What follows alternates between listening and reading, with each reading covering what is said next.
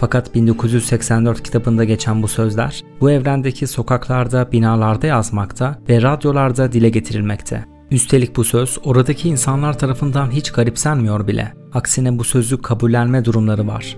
Bize kapkaranlık bir dünyayı anlatan George Orwell'in meşhur kitabı 1984, distopya dediğimiz türün en iyi örneklerinden biri. Aynı zamanda bir gazeteci olan Orwell, yaşadığı dönemde etkinlik kazanan komünizm, sosyalizm ve faşizm gibi ideolojileri de çok iyi gözlemleyip ortaya sürükleyici ve düşündürücü bir hikaye çıkarmış. Ve kitabın bu kadar tarihsel altyapıya sahip olması bu eseri hem gerçekçi ve bir o kadar da korkunç yapmakta. Günümüzde bile bu kitapta geçen tüyler ürpertici siyasetin bir benzerini görebiliyoruz. Okurken insanı geren, korkutan, üzen ve en önemlisi sorgulatan bu kitap muazzam bir derinliğe sahip ve bu videonun konusu 1984 kitabının felsefesi.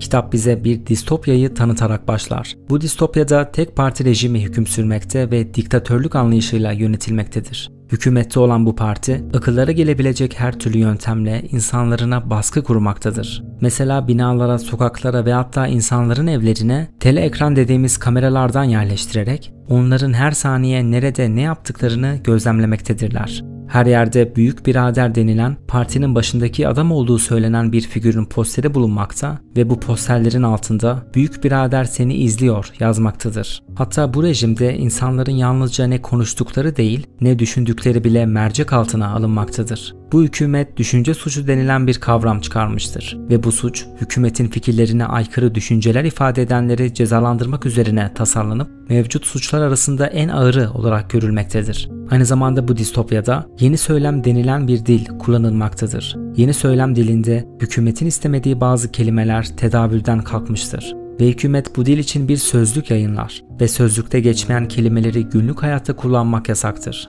Bu kadar baskı arasında ana karakterimiz Winston ile tanışırız. Partinin düşük rütbeli bir üyesi olan bu karakter, maruz kaldığı bu baskıcı rejimden artık bıkmış ve giderek hükümetin ona koyduğu kuralları yıkmaya başlamıştır. Bu süreçte Winston'ın gizli gizli Julia isimli kadınla yakınlaşmasına, yüksek rütbeli O'Brien tarafından tuzağa düşürülmesine ve uğradığı ihanetler, işkenceler sonucu gitgide sahip olduğu direnişçi ruhu kaybetmesine şahit oluruz. Ve bu kitapta üstünde durmamız gereken ilk kısım, bu rejimin ustalıkla uyguladığı propaganda tekniği. Daha kitabın ilk başında kafamızda beliren bir soru var. Buradaki insanlar nasıl olur da isyan etmiyorlar? Böyle baskıcı bir hükümete rağmen bu insanların isyan etmemesi, hatta tutkulu bir şekilde hükümetin safında yer almaları bize bu hükümetin belli manipülasyon tekniklerini başarıyla uyguladığını gösteriyor. O zaman belki de bu soruyu şöyle sormak gerekiyor. İnsanları kendi tarafına nasıl çekersin? Hükümetin bu soruya cevaplarından biri, insanları karşı taraftan nefret ettirerek. Hükümet her yıl nefret haftası denilen bir seremoni düzenlemekte. Burada insanlar toplanıp bir ayin misali düşmanlarına, spesifik olarak düşman tarafın önderi Goldstein'e karşı nefretlerini kusuyorlar. Aynı zamanda hükümet bu etkinlikte yeni düşmanlarını da açıklıyor. Olay yalnızca bununla da kalmıyor. 2 dakikalık nefret denilen günlük bir rutin de bulunmakta. Bu etkinlikte insanlar mevcut düşmanlarına nefret kusmalarının yanında büyük biraderi olan sevgilerini gösteriyorlar. Ve bu etkinliklerde Winston gibi hükümeti desteklemeyen ve Goldstein'den nefret etmeyen biri bile sürü psikolojisi sebebiyle kendini bu eyleme eşlik etmekten alıkoyamıyor. Kitapta bu durumu kendisi şöyle açıklar. 2 dakikalık nefretin korkunç yanı birinin rol yapmak zorunda olması değil, katılmaktan kaçınmanın imkansız olmasıydı. 30 saniye içinde herhangi bir numara her zaman gereksizdi. Korku ve kinciliğin iğrenç bir coşkusu, öldürme, işkence etme, balyozla yüzleri ezme arzusu bir elektrik akımı gibi tüm insan topluluğunun içinden akıyor, birini kendi iradesi dışında yüzünü buruşturmaya, çığlık atmaya dönüştürüyor gibiydi. Her ne kadar kitapta geçen bu nefret ayinleri ilk başta biraz alışılagelmişin dışında gözükse de bu tarz düşmanı hedef gösteren nefret söylemleri liderlerin sıkça başvurduğu bir yöntem. Orwell'in de bu kitabı yazmasına ilham veren Sovyetler Birliği'nin politikasını inceleyelim.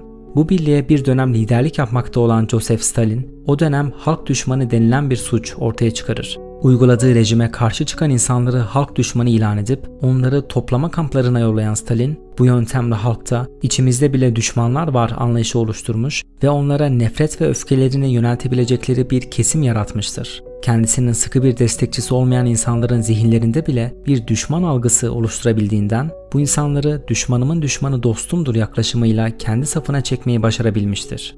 Kitaba geri dönersek, bu hükümet Stalin'e benzer bir nefret ve düşman politikası izlemesinin yanında diğer yönlerden de güçlü bir propaganda yürüttüğünü söyleyebiliriz. Sosyolog William Biddle'ın 1931 tarihinde bu kitabın yazılmasından yaklaşık 17 sene önce propagandanın psikolojisine dair bir makale yayınlar ve bu makalede kusursuz bir propaganda için gereken 4 maddeyi sıralar. Bu maddeler şöyledir: 1. Duyguları öne çıkar, tartışmaya girme. 2. Propagandayı biz kalıbına sok, karşı tarafı da düşman.